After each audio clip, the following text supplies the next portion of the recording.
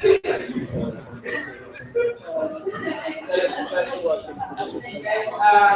afternoon. Welcome to our new room.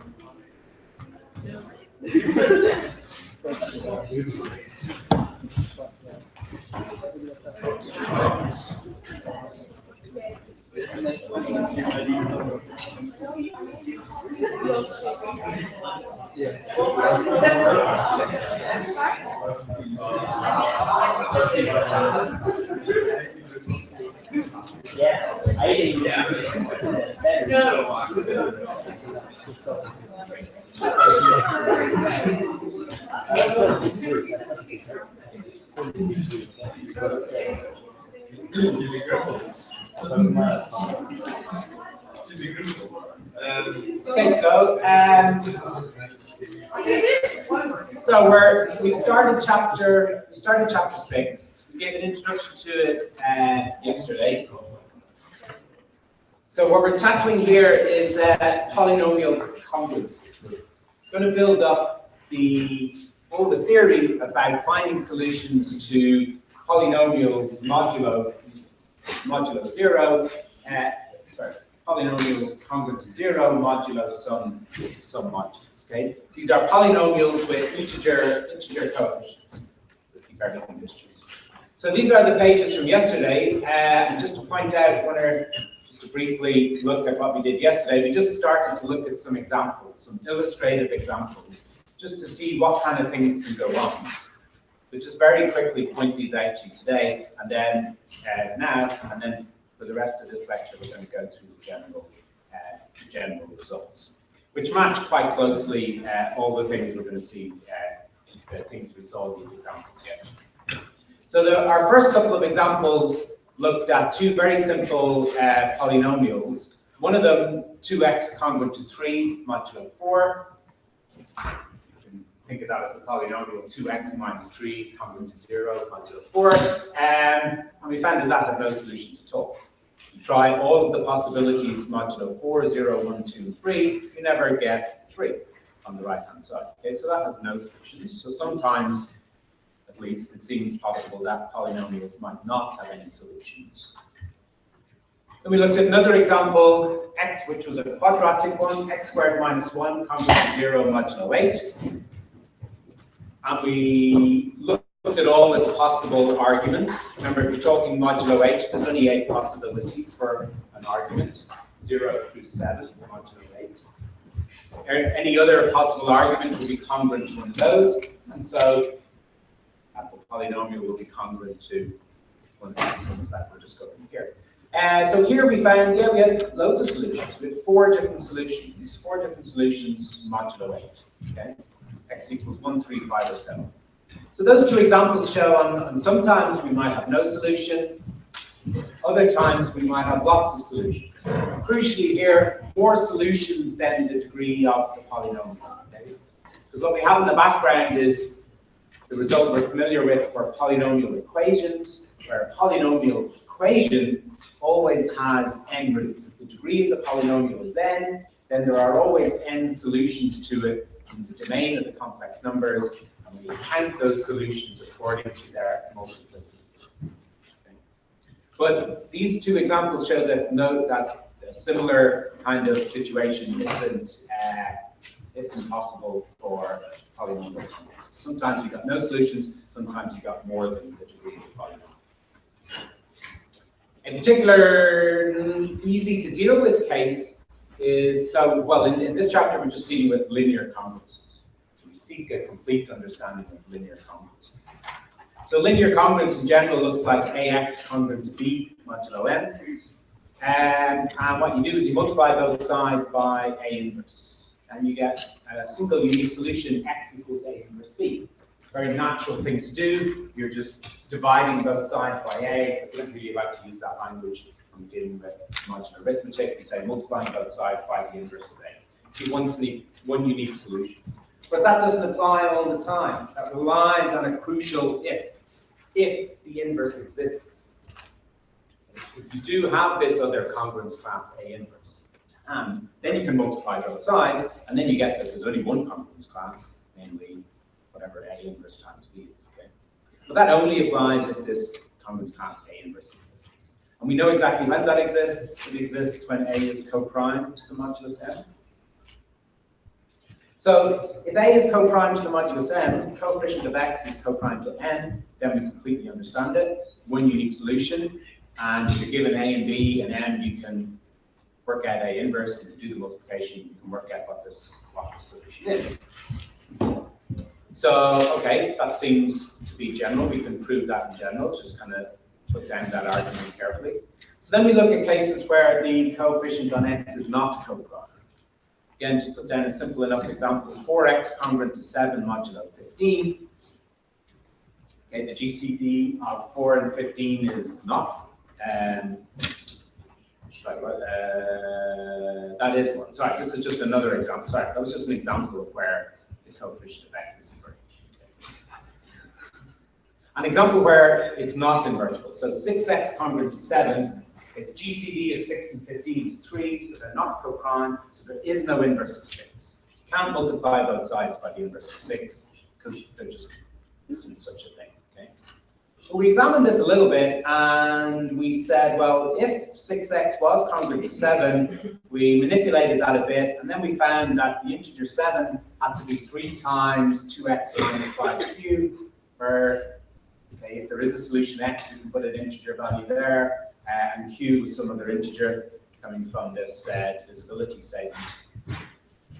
But I prompted you a bit on that yesterday, and yeah, some of the details that can't ever be, because that was claiming, that equation there is seeming to say that 3 divides 7.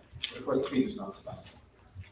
So if there does exist a solution to this congruence 6x congruent to 7 modulo 15, we're in trouble, because then it implies that 3 divides 7. So that's a proof by contradiction that there are no solutions.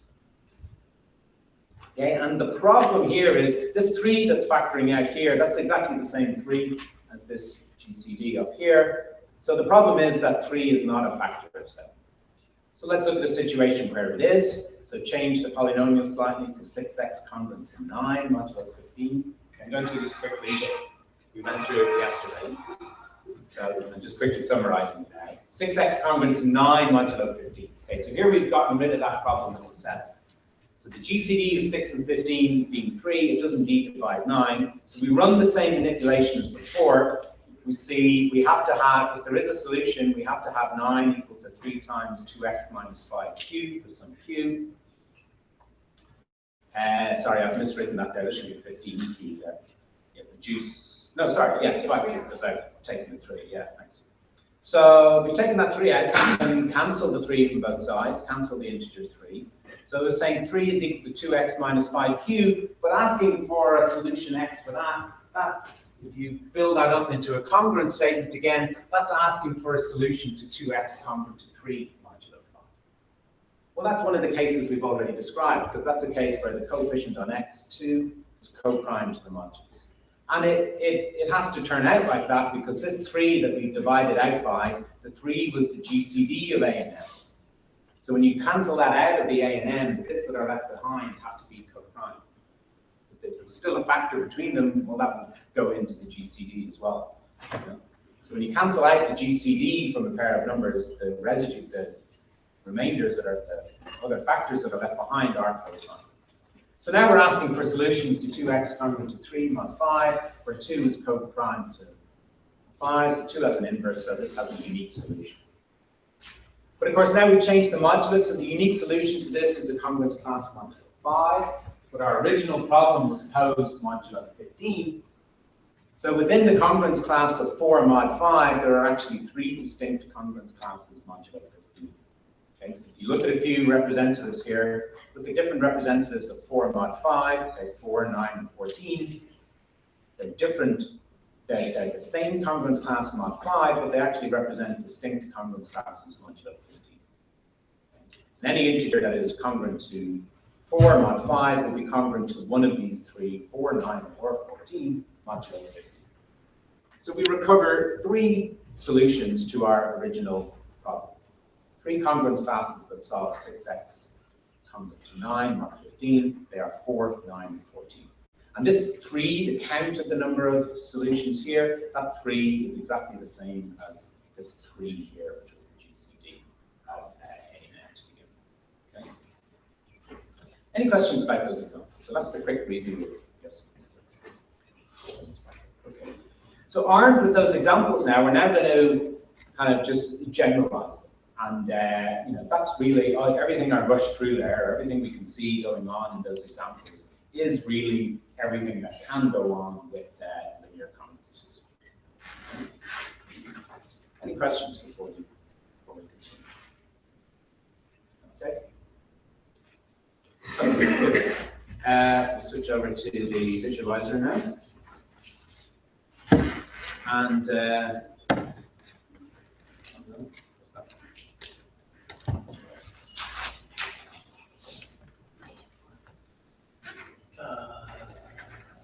okay. Right. Something.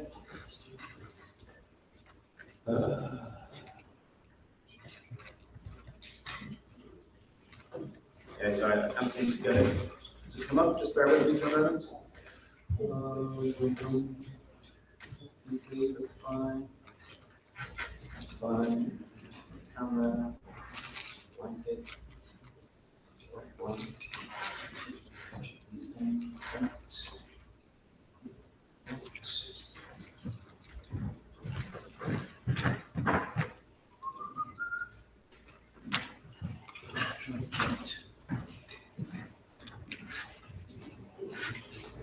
I'm switching over to the HDMI. That's normally for laptops, but it might work. Cool.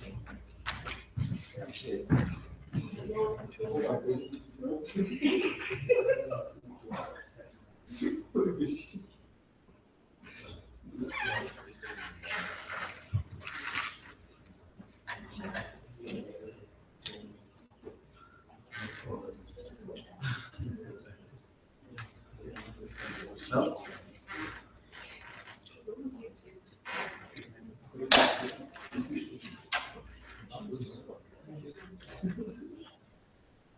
Okay, I'm only going to spend about 20 more seconds on this. If it doesn't come through, we'll just go back and revert to just looking at the notes. Should I give up?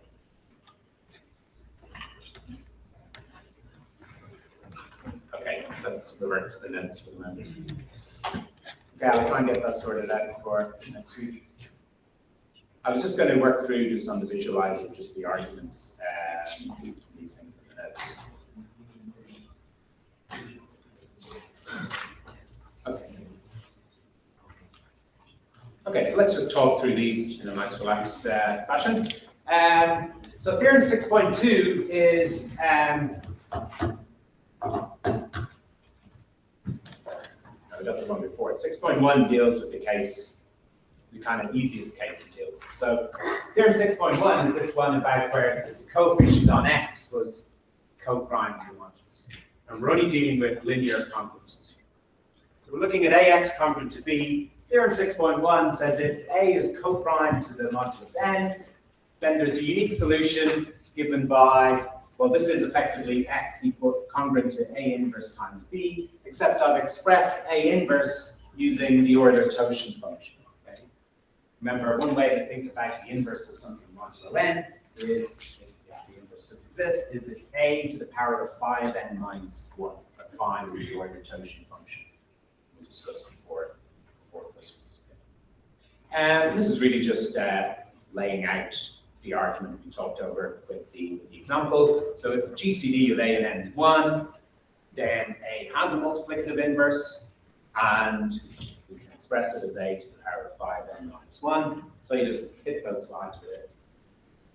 The original congruence is equivalent to x being congruent to A inverse times, and you're done. Okay? So there's only one congruence class on modulo n that does provide solutions. So that case is okay. So then the only cases we haven't dealt with then is when A is not co-prime to n. And when A is not co-prime to n, that means the GCD is not 1. So the GCD is a non-trivial thing.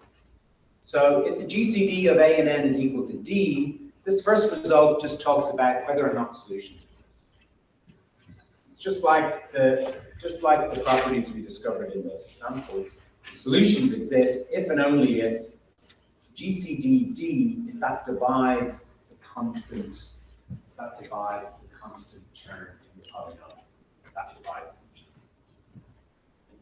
It's a nice, very clear decision kind of procedure. Solutions exist if D divides B. If D does not divide B, then no solutions exist. Okay, this is an if and only if, so it requires kind of a proof of the implication in both directions. So first of all, we're going to assume that solutions exist. So we assume AX is congruent to B modulo N. And the way the proof kind of works is we unravel the definitions down to simpler concepts. So if the solution exists, if AX is congruent to B, well, the definition of congruence, that means N divides the difference AX minus B. Unravel that definition a little bit more.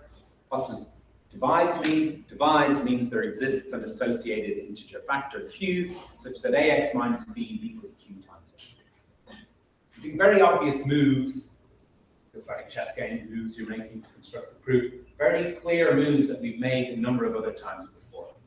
Unraveling definitions down to their simpler concepts. Then you can do some kind of manipulation work there and then draw your conclusions. So if AX minus B is equal to Qn, just a simple rewriting of that formula shows that B is equal to AX minus Qn. That's interesting because that shows that B, the constant term for the polynomial, is a linear combination of A and N. All linear combinations of A and N are divisible by any common divisor of A and N. So this number D, which happens to be the greatest common divisor, and it divides A and N. So it certainly divides the right-hand side here, this linear combination of A and N. So it certainly divides B. Okay.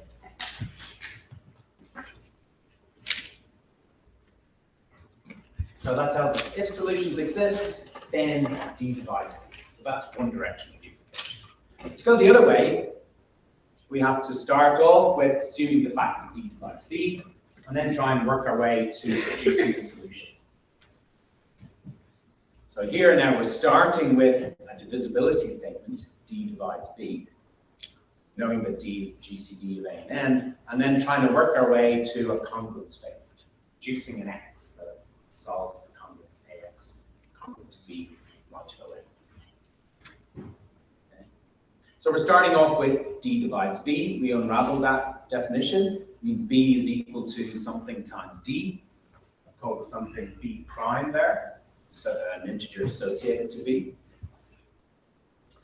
But now D isn't any old divisor of B. D is the greatest common divisor of A and N. Okay? So we have to make use of that fact as well.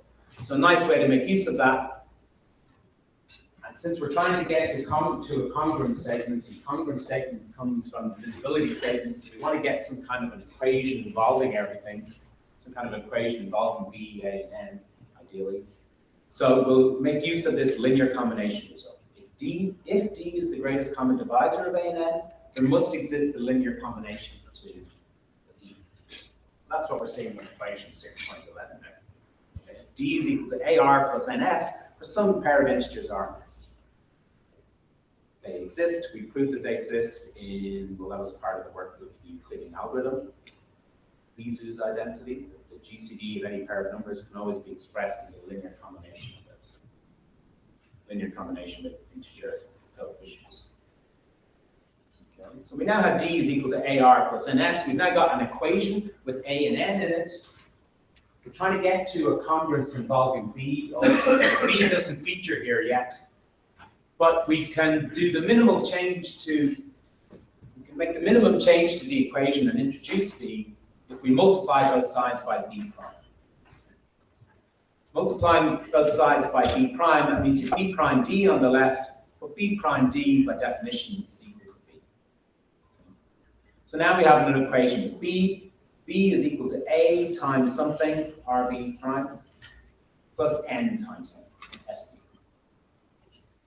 That can be just reorganized, just moving things from side to side. That reorganizes to A multiplied by RB prime minus B is equal to N times something. Something is minus S times B. Okay, but crucially, importantly, it's an integer. Okay. Well, that's exactly the statement we want for congruence, because this is saying that N divides this difference between A times this thing in the brackets minus B. So this thing in the brackets is our X, is our solution X. Okay. That shows N divides the difference, so that means A times this thing, whatever it is, RB prime, that's congruent to B modulo N. So therefore there is an X, and the X is equal to RB prime. Okay, so we have found a solution. We started off with the assumption that D divides B, we ended up with a solution. Now, when you look at this at first glance, it kind of maybe seems to be saying, well, you always get this solution RB prime, so maybe there's only one unique solution. But there's a little bit of ambiguity here so it isn't the case that we're proving there's a unique solution here, because if you look back to where the R came from the coefficients in this linear combination of A and N equals D, but there isn't just one linear combination of A and N that will give you the greatest common divisor. There's many of them. If you have any pair of numbers, you're getting a linear combination of them equal to their greatest common divisor. There's an infinite number of those. There's an infinite number of choices for R and S, possibilities for R and S. Okay? Taking any of them will give you a solution, will give you a congruence class that is the solution. So there's the possibility here for a number of different solutions. That point isn't addressed in this argument here. Directly here, we're just concerned with saying whether or not solutions exist at all. Okay. So we've now done a lot of the work. We've dealt with the case where A is co-prime to N. We've dealt with the case where it isn't. We now know solutions that only exist when the GCD divides B constant. So the final result is simply looking at that case in detail and describing exactly what the solutions are, and proving exactly how many of them there are. Any questions before we go on to that?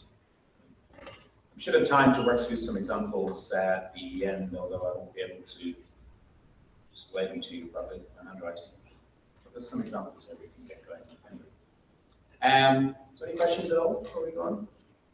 So I think they're nice, approachable arguments there, just making use of the definitions of congruence, divisibility, existence of integers, and so on. And just tying all those concepts together in the right way. So the last theorem, theorem 6.3, and this is maybe the most technical or detailed one. So here we're looking at a linear congruence AX congruence B. We've got D is the greatest common divisor of A and N, and we're assuming in addition that D divides B, so that there will be solutions. Okay. The previous result says there will be solutions here. So this result, okay, we know the solutions, but this result talks about them in precise detail. It says the solutions, well, it says how many of them there are. It says there's exactly D solutions modulo. So we saw that in the example we looked at, and the GCD was 3. We found there was 3 different solutions. That wasn't a coincidence. Whatever the GCD is between A and N, that's the number of distinct solutions. So it tells us that, and it also tells us what they are, gives us representatives for them. It says those D, see this index I goes from 0 to D minus 1, so there's D values for this index I, for this parameter I. And it says the solutions are all, they're represented by these representatives, T plus I times N over D. Now, N over D, okay, looks like a fraction, but it is an integer, because D is a common divisor of A and N, so N divided by D will be an integer. So the solutions are represented by this. So what's the T? We haven't said what the T is.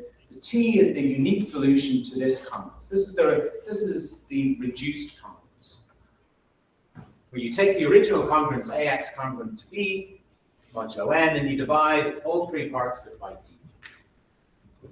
Okay, so those aren't genuine fractions there, those all reduce to integers. Okay, because d is the greatest common divisor of a and n, and in addition we're assuming that d does divide. So this again is a linear integer congruence.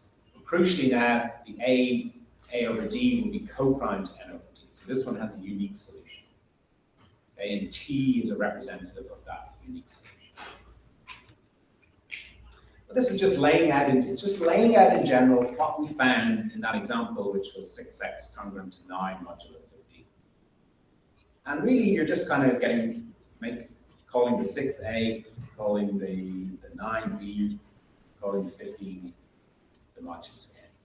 There's nothing really that new. Okay, it's just translating it over. So how does this proof go? Well, there's a few things put together here. Maybe we won't step through it all in size. I'll just point out the main things. So the first thing is calling back to a previous result, theorem 4.4. Theorem 4.4 told us that these two congruences, the original one, ax congruent to b mod n, and the reduced one, where you divide across by this common divisor d, that these have exactly the same integers that solve. Okay. We normally speak that the solutions on the left are congruence classes mod n, solutions of the one on the right are congruence classes mod n over d. So there are different kind of contexts. But if you just talk about integer solutions to them, which integers x solve those statements, we know from the previous result that it's exactly the same set of integers in both cases. Now the integers that are in the statement, these ones, t plus I times n over d, these are all solutions of the reduced one. Okay, t by definition is the unique solution of it. And then we're just adding on multiples of n over d. So we're staying in the same congruence class of t. So those are all solutions to the reduced congruence on the right. So they certainly will all be solutions of this congruence on the left. So the solutions that we claimed in the statement of the result, now we know they are indeed solutions to ax congruent to b. They are indeed integer solutions. We now have to do two things. We have to show that they're all different, distinct solutions, as claimed. That those expressions t plus I times n over d are different values of I. They are indeed representing different congruence classes until n. We want to show that all those solutions we displayed are distinct. And secondly, we want to show that they're complete. We aren't missing out any solutions. Okay. These solutions we exhibited here were limited. The parameter I just goes from 0 to d minus 1. We want to prove that these are all distinct solutions, modulo n, and that they're complete. Any solution at all of ax congruent to b mod n is one of these ones here, one of the t plus I times n over t. So that's done in two stages. The first is to show that they're all incongruent. We do that by a little proof by contradiction, I think. Suppose two of them were congruent to each other. T plus r n over d was congruent to t plus s n over d. So r and s are two different values of the index I there, between 0 and d minus 1. T's can disappear, then we get r n over d equals s n over d. That n over d is an integer which divides both sides, and it also divides n. So you can divide across that congruence by the integer n over d. You're left with r congruent to s modulo d. But how can that be? Because r and s both come from the range 0 to d minus 1. So how can they both be congruent to each other modulo d? It must be that they're in fact the same. Okay? So the only way that we can have r congruent to s modulo d, knowing that r and s are both held between 0 and d minus 1, the only way they can be congruent is if in fact they're the same. Okay? You could have something very small congruent to something very large modulo d. If you've got two things smaller than d, or between 0 and d, the only way they can be congruent modulo d is if they're the same. Because everything, all of these integers, 0, 1, 2, 3, 4, up to d minus 1, they all represent distinct congruence classes. So what that means is the only way to have t plus r n over d congruent to t plus s n over d is if r and s are the same. So that tells us then that these d different solutions claimed here, t plus I n over d, they are all different congruence classes modulo n. We already know they're all solutions. We now know they're all distinct solutions. So the very last part is just proving that it's a complete set of solutions. We haven't missed out any solutions to AX that come to be. That's the last part that's done here.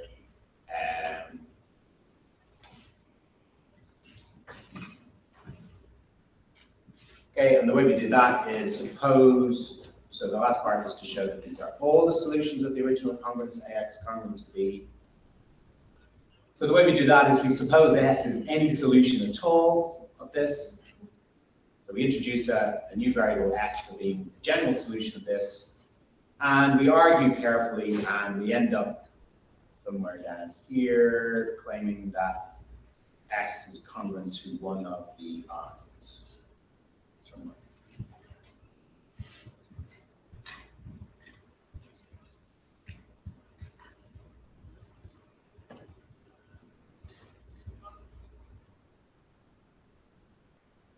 Suppose that S is any solution. T is this unique solution that we have to the reduced congruence. This one, A over D times X congruent to B over D. So T and S are both solutions, and we know AT is congruent to AS. And they're both congruent to, yes, since they're both congruent to B. And we can cancel the A from both sides. Yeah, that uses another previous result about manipulating congruences. You can cancel the common factor from both sides of the congruence.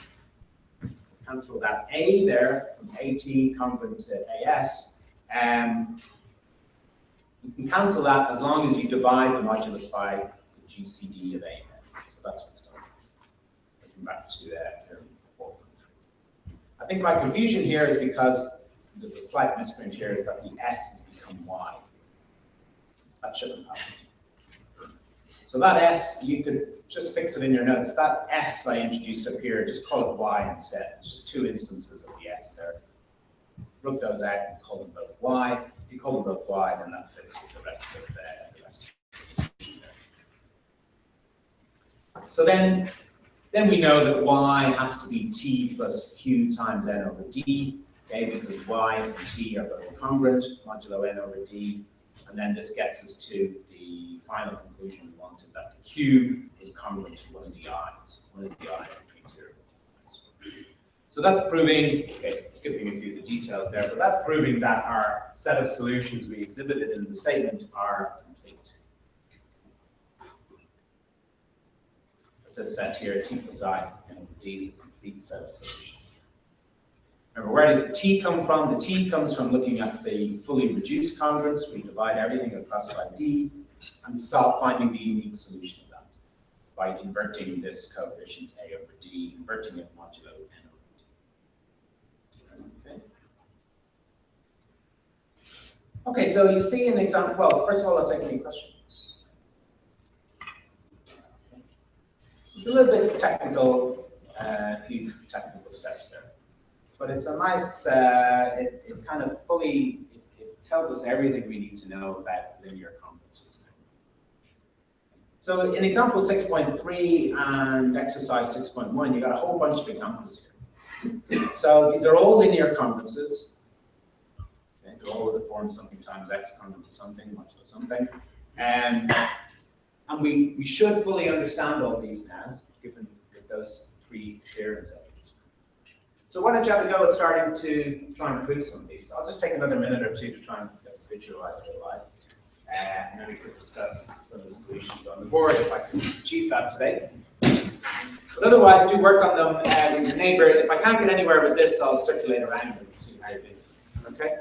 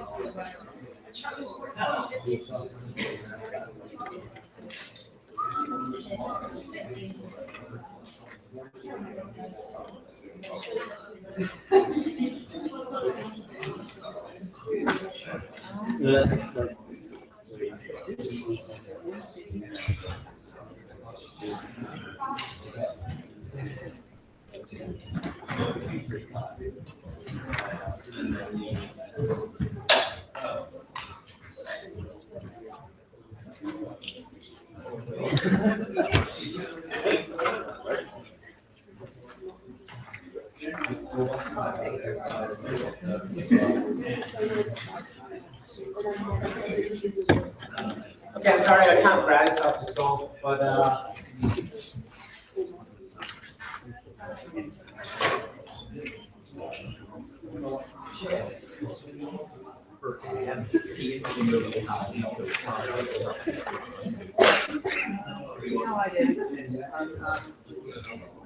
you got any questions, individual questions at all? Feel free to ask, or you've got arguments with your neighbors over any of these?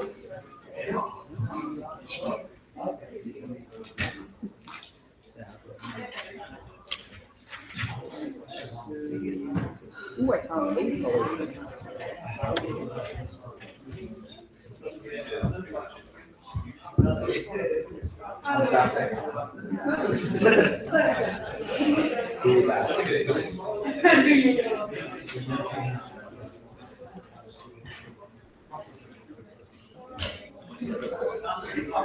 Did you get your shirt? Where'd you get your shirt? I picked one specific.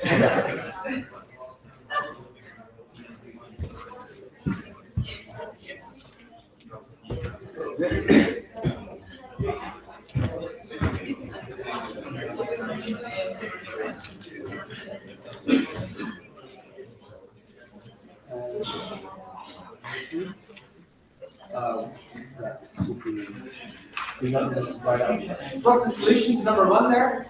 Exercise 6.3, number one.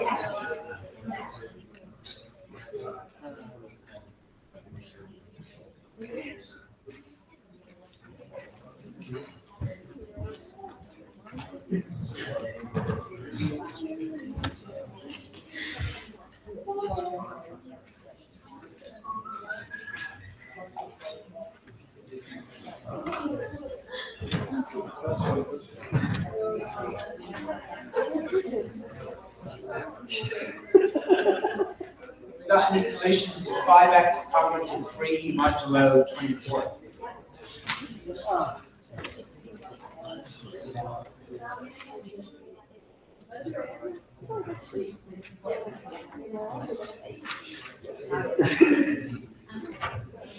So for that first example, 5x congruent to 3 modulo 24. Sorry? No. The thing to do first would be to look at the coefficient on the x, compare it to the modulus, and check what the GCD is. So the GCD of 5 and 24, remember that governs what happens, whether there's no solutions, unique solution, or multiple solutions. The GCD we find is 1. The GCD of 5 and 24 is 1. They're co-prime. So this is a case where you've got a unique solution, because 5 is invertible. The inverse of 5 modulo 24 is 5. It's its own inverse. 5 times 5 is 25, which is congruent to 1 mod 24. So you have to multiply both sides by 5, reduces the left-hand side to x, makes the right-hand side 15, 3 times 5. So x is congruent to 15 modulo 24. 15 is a reduced residue, it's less than 24, so that's the solution. And that's the conventional way to quote the solution. So the first one has a unique solution, x congruent to 15.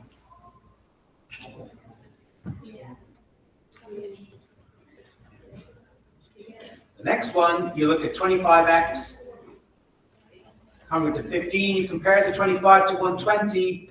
Right, 25 is 5 times 5. 5 does divide into 120, so the GCD of 25 and 120 is 5. So this time there might be no solutions at all or multiple solutions, 5 solutions. Whether or not depends on whether that GCD divides the constant term. The GCD of 5 does cleanly divide into 15. So there will be solutions. We expect to find 5 different solutions. 5 different congruence classes modulo 120. That's solved. And we find them using the recipe outlined in that last step here.